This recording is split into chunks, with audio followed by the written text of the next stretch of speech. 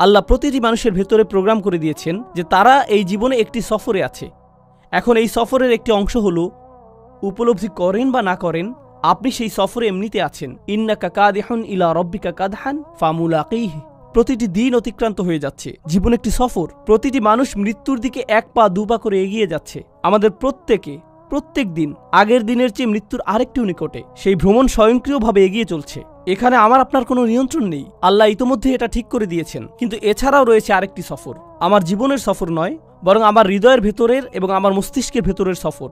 আল্লাহ চান আমরা যেন আল্লাহর দিকে প্রত্যাবর্তন করার একটা সফর করি। আমরা আল্লাহর কাছ থেকে এসেছি, আমরা আল্লাহর জন্য, আর আল্লাহ চান আমরা যেন ইচ্ছে করেই আল্লাহর পথের দিকে ফেরার একটা সংকল্প করি আমাদের মাথায়, আমাদের অন্তরে। কিন্তু আমাদের মন অন্য কারো কাছ থেকে স্বীকৃতি পাওয়ার নেশায় বুঁদ হয়ে আছে। এটা অন্য মানুষদের কাছে গ্রহণযোগ্যতা পেতে চায়, কিন্তু আল্লাহ চান আমাদের হৃদয় এবং মস্তিষ্ক যেন সবার আগে আল্লাহর কাছে স্বীকৃতি খোঁজে, আল্লাহর কাছে স্বীকৃতি খোঁজে। আমার রব কি আমার প্রতি খুশি? আমার রব কি আমার ভালো কাজটির দিকে তাকিয়ে খুশি হয়েছেন? আমার এই সেবা দেখে কি আমার রব খুশি হয়েছেন? আমি কি আমার জীবন এমনভাবে অতিবাহিত করেছি যে একদিন যখন এই ভ্রমণের সমাপ্তি হবে তখন তার সাথে আমার সাক্ষাতের সুযোগ হবে? তিনি বলেন ইম্মা শাকিরান।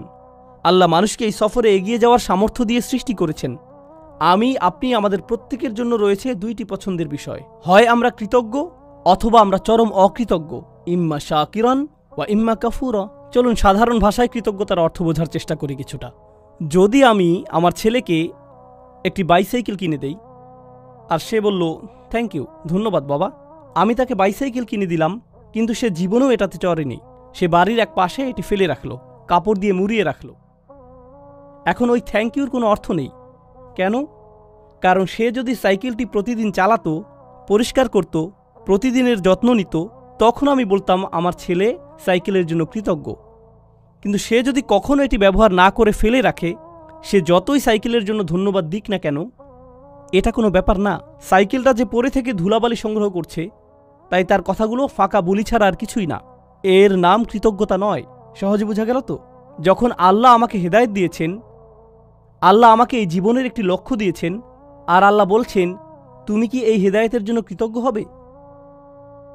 আমি কি সেই হেদায়েতের জন্য কৃতজ্ঞ হব নাকি হব না? তার মানে আল্লাহ আমাকে যা দিয়েছেন, যদি আমি তা ব্যবহার না করি, যদি আমি তা জীবন চলার পথে কাজে না লাগাই, তখন আমি যত খুশি আলহামদুলিল্লাহ বলতে পারি, এটা অর্থহীন। আমি তো উপহারটি ব্যবহার করছি না, আমি কোনোভাবেই এটি কাজে লাগাচ্ছি না। এটাই হলো ইম্মা শাকিরান ওয়া ইম্মা কাফুরা। অসাধারণ সুন্দর একটা ব্যাপার আছে যেদিকে আমি আলোচনার মোড় ঘুরিয়ে নিতে চাই।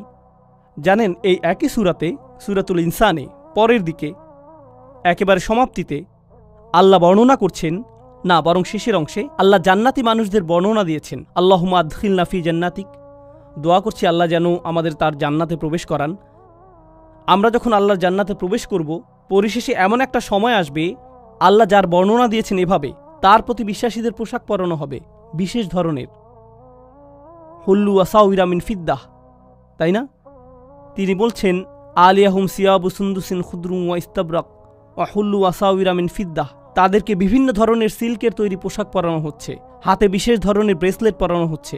মনে করতে পারেন রোলেক্স ঘড়ির মতো কিছু, বিশেষ ব্র্যান্ডের ঘড়ি পরানো হচ্ছে, হাতে ব্রেসলেট পরানো হচ্ছে, সুন্দর জামা পরানো হচ্ছে। কেন তাদের স্পেশাল পোশাক পরানো হচ্ছে?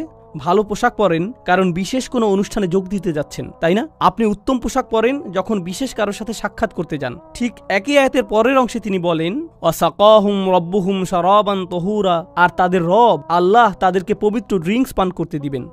আপনারা সরাসরি আল্লাহর সাথে সাক্ষাৎ করতে যাচ্ছেন, আপনাকে বিশেষ পোশাক পরানো হচ্ছে জান্নাতে, কারণ আপনি আল্লাহর সাথে সাক্ষাৎ করতে যাচ্ছেন। এখন জান্নাতে যখন আল্লাহর সাথে আপনার সেই সাক্ষাৎটি হবে, আল্লাহ আমাদের সবাইকে তার সাথে সেই সাক্ষাৎটি করার সৌভাগ্য দান করুন।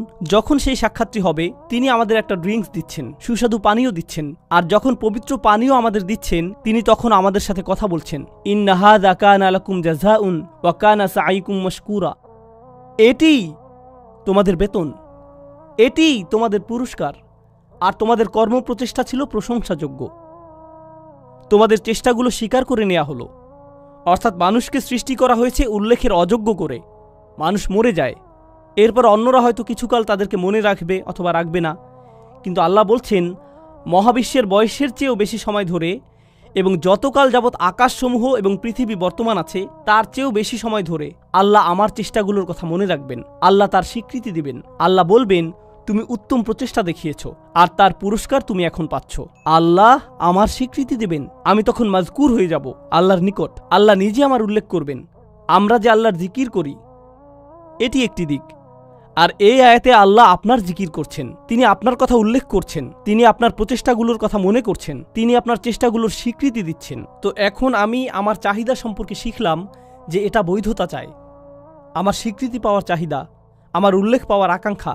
আল্লাহ যে পিপাসা আমার ভিতরে স্থাপন করে দিয়েছেন, আর কোনো মানুষ সে তৃষ্ণা কখনো মেটাতে পারবে না। যখন অন্য কারো মনোযোগ চাইবেন বা অন্য কারো স্বীকৃতি চাইবেন, আপনি সর্বদা হতাশ হবেন। এরপর উপলব্ধি করবেন, যদি আপনি সত্যি কৃতজ্ঞ হন, যদি প্রকৃত শুকরগুজারি হন, তখন আপনি শুধু আল্লাহর কাছ থেকে স্বীকৃতি খুঁজবেন, শুধুই তার কাছে। এটাই আপনার জন্য যথেষ্ট। আর যখন তা যথেষ্ট হবে, জান্নাতে আল্লাহ বলবেন, এই যে তোমার স্বীকৃতি। এটা সেই একই সূরা। প্রসঙ্গত, যখন আমরা অন্যদের জন্য মঙ্গলজনক কিছু করব, ইউতঈমুনা তাআম, তারা অন্যদের আহার করায়, আল্লাহ বলেন, ইন্নামা নুতঈমু লিওয়াজহিল্লাহি লা নুরিদু মিনকুম জাযাআন ওয়ালা শাকুরা। এমনকি যখন আপনি অন্যদের জন্য ভালো কিছু করেন, আপনি তাদের নিকট প্রশংসা খোঁজেন না, আপনি থ্যাংক ইউ খোঁজেন না, আপনি তাদের কাছে স্বীকৃতি খোঁজেন না। এই কথা আপনি নিজেকে মনে করিয়ে দেন এবং তাদেরকেও। আমি আপনাদের কাছে কিছুই চাই না, আমি শুধু আল্লাহর সামনে কিছু নিয়ে দাঁড়াতে চাই। আমি শুধু চাই আল্লাহ দেখুক আমি কি করেছি। আমি শুধু চাই আল্লাহ যেন আমার এই কাজে খুশি হন। এটাই আমার সমস্ত চাওয়া। আর এই শিক্ষাটি আল্লাহ আমাদেরকে এই সুন্দর সূরার একেবারে কেন্দ্রে প্রদান করেছেন, স্মরণীয় হওয়ার প্রশ্নের মাধ্যমে। আমাদের তাদের অন্তর্ভুক্ত হওয়া যারা আল্লাহর প্রতি কৃতজ্ঞ, আল্লাহর প্রতি কৃতজ্ঞতার জিন্দেগি যাপন করা। একদিন এমন বিষয়ে পরিগণিত হবে, আমাদের তাদের অন্তর্ভুক্ত হওয়া যারা আল্লাহর প্রতি কৃতজ্ঞ, আল্লাহর প্রতি কৃতজ্ঞতার জিন্দেগি যাপন করা একদিন এমন বিষয়ে পরিগণিত হবে যখন আল্লাহ আমাদেরকে স্বীকৃতি দেবেন। ঠিক এই ভ্রমণটি এখানে ঘটেছে। এই সূরার একেবারে শুরুতে আপনারা দেখবেন আল্লাহ উল্লেখ করছেন, আমরা আমাদের মায়ের গর্ভে ছিলাম। আর মায়ের পেটকে বলা হয় রাহম, গর্ভকে বলা হয় রাহম। আর সূরার সমাপ্তিতে আল্লাহ বলেন, ইউদখিলু মাইয়াশাউ ফি রাহমাতিহি। তো তিনি আশারা ইলা রহমা ফিল বিদায়া, তিনি রহমের দিকে ইঙ্গিত করলেন, তিনি রহমের দিকে ইঙ্গিত করলেন সূরার সূচনাতে। আর উপসংহারে তিনি বললেন, তিনি যাকে চান তার রহমাতে প্রবেশ করান, অর্থাৎ তার জান্নাতে।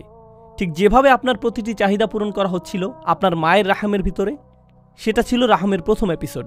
আর রাহমের শেষ এপিসোড আমার আপনার জন্য অপেক্ষা করছে, আর তা হলো আল্লাহর রাহমা আসলে, আর তা হলো জান্নাতে প্রবেশ। আল্লাহ আমাদের সবাইকে তার জান্নাত প্রদান করুন। আপনাদের অনেকেই গ্র্যাজুয়েট হচ্ছেন বা গ্র্যাজুয়েট হয়ে গেছেন, পেছনে বহু স্মৃতি রেখে যাচ্ছেন, চমৎকার সব স্মৃতি, বন্ধুত্বের, শিক্ষার, অভিজ্ঞতার।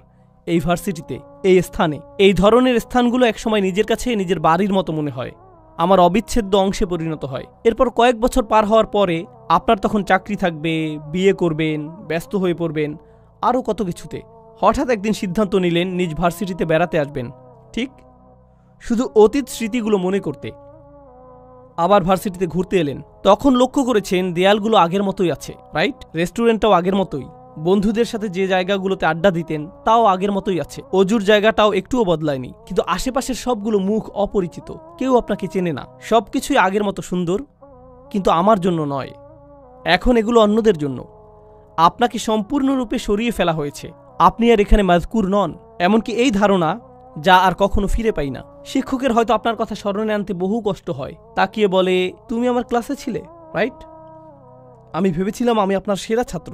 না, আমার এরকম বহু সেরা ছাত্র আছে, তুমি অতটা সেরা নও। আপনার নাম এভাবে মানুষ ভুলে যাবে। তাই আমাকে আপনাকে একটা সিদ্ধান্ত নিতে হবে। ভার্সিটি ছেড়ে যাওয়ার এই ক্ষণে, গ্র্যাজুয়েট হওয়ার এই মুহূর্তে তোমরা হয়তো চাকরি নিয়ে ভাবছ, একটি ক্যারিয়ার নিয়ে ভাবছ, তোমার জীবনের পরবর্তী চ্যাপ্টার নিয়ে ভাবছ। জীবনের এরকম প্রতিটি চ্যাপ্টারের একটা টাইটেল থাকতে হবে। আল্লাহ কিভাবে আমার জীবনের এই চ্যাপ্টারের কথা মনে রাখবেন? তিনি কিভাবে মনে রাখবেন? আমি জানি যখন একটা চাকরি পেতে যাচ্ছেন তখন আমার মা কি বলবে, আমার বাবা কি বলবে, মানুষ কি বলবে, কত টাকা বেতন পাবো, অ্যাপার্টমেন্ট কোথায় পাবো, আমি কি অমুক জিনিসটি পাচ্ছি, তমুক জিনিসটি পাচ্ছি। আপনার মাথায় সমস্ত প্রশ্ন এসে জড়ো হয়, প্রেস্টিজ নিয়ে, স্বীকৃতি নিয়ে এবং সমাজে মাজকুর হওয়া নিয়ে। প্রথমে সবকিছুর উপর যদি এই প্রশ্নটি রাখতে পারেন, আল্লাহ কিভাবে এর কথা মনে রাখবেন? আমি কোন ধরনের প্রভাব পেছনে রেখে যাচ্ছি? আমি কি এমন কিছু রেখে যাচ্ছি যার কারণে আল্লাহ আমার কথা মনে রাখবেন? যদি এমন কিছু করেছি তাহলে আমি সফল হয়েছি। আমি শেষ এই বিষয়টা চিন্তা করার জন্য রেখে যাচ্ছি। আমরা এখন এই ধারণায় এতটাই আচ্ছন্ন যে মানুষ যদি আপনার সফলতা না দেখে তাহলে আপনি সফল নন। মানুষের চোখে আপনার সফলতা দৃশ্যমান না হলে আপনি সফল নন, তাই তো? এখন কেউ একজন এসে আমাকে বলতে পারে, এই ভাই, আপনি তো দারুণ সফল, কিভাবে এত সফল হলেন? তখন আমি জিজ্ঞেস করলাম, আচ্ছা কিভাবে বুঝলেন আমি সফল? আমার সফলতাটা কি? ও, আপনার যে বিশাল সংখ্যক ফলোয়ার আছে, লক্ষ লক্ষ মানুষ আপনার ভিডিও দেখে, এই জন্য আপনি সফল। তখন আমি বলি সুবহানাল্লাহ, আমরা কোরআন থেকে কত দূরে সরে এসেছি, আমাদের চিন্তা ভাবনা কোরআন থেকে কত দূরে। জানেন তো নূহ আলাইহিস সালামের প্রায় কোনো ফলোয়ারই ছিল না, তার অত অনুসারী ছিল না, আর বিশাল এক সময় ধরে তার কোনো অনুসারীই ছিল না। বস্তুত আপনি যদি নূহ আলাইহিস সালাম সম্পর্কে জিজ্ঞেস করেন, তার নিজের অঞ্চলে মানুষ তাকে নিয়ে উপহাস করত, ওই বৃদ্ধ মানুষটা, সে তো একটা পাগল। এই ধরনের কটু কথা তিনি শত শত বছর ধরে শুনে আসছিলেন।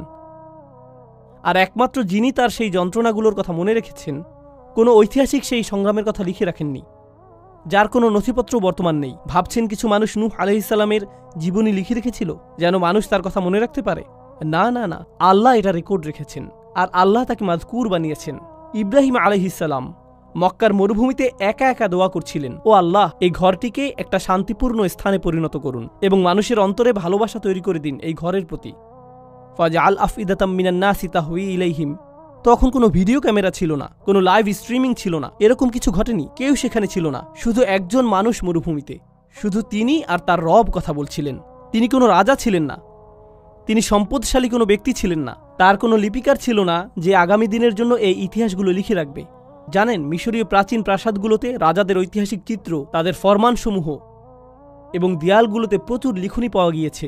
আমরা কিন্তু ওই লেখকদের নামও জানি না, আমরা শুধু জানি তারা কিছু মানুষকে অর্থ করে দিয়েছিল ওই দেয়াল লিখনের জন্য।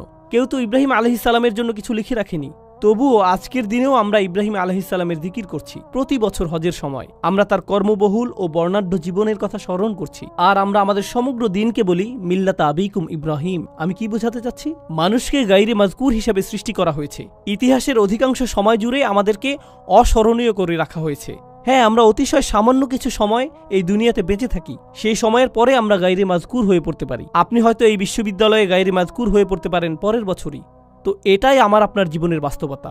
আপনি যদিও কারো প্রচুর উপকার করেন, বছরখানেক পরেই সে ভুলে যেতে পারে তুমি আমার জন্য কি করেছো। শুধুমাত্র একজনের কাছে আপনি চিরকালের জন্য মাজকুর থাকবেন, আর তিনি হলেন আল্লাহ আজ্জা ওয়া জাল্লা। তাই আল্লাহ তাআলা বলছেন, আল ইয়াওমা নানসাকুম কামা নাসিতুম লিকা ইয়াউমিকুম হাযা। কিছু মানুষকে সেদিন তিনি বলবেন, আজ আমি তোমাদেরকে ভুলে যাব, আজ আমি তোমাদেরকে ভুলে যাব, যেমন করে তোমরা এই দিনের সাক্ষাৎকে ভুলে গিয়েছিলে। এখন পছন্দ আমাদের, আমরা কি তাদের অন্তর্ভুক্ত হতে চাই আল্লাহ যাদেরকে ভুলে যাবেন কিন্তু মানুষ মনে রাখবে, নাকি আমরা তাদের অন্তর্ভুক্ত হতে চাই আল্লাহ যাদের কথা মনে রাখবেন আর মানুষ তাদের মনে রাখুক বা না রাখুক তাতে কিছু যায় আসে না। বারাকাল্লাহু লি ওয়া লাকুম ফিল কুরআনিল হাকিম।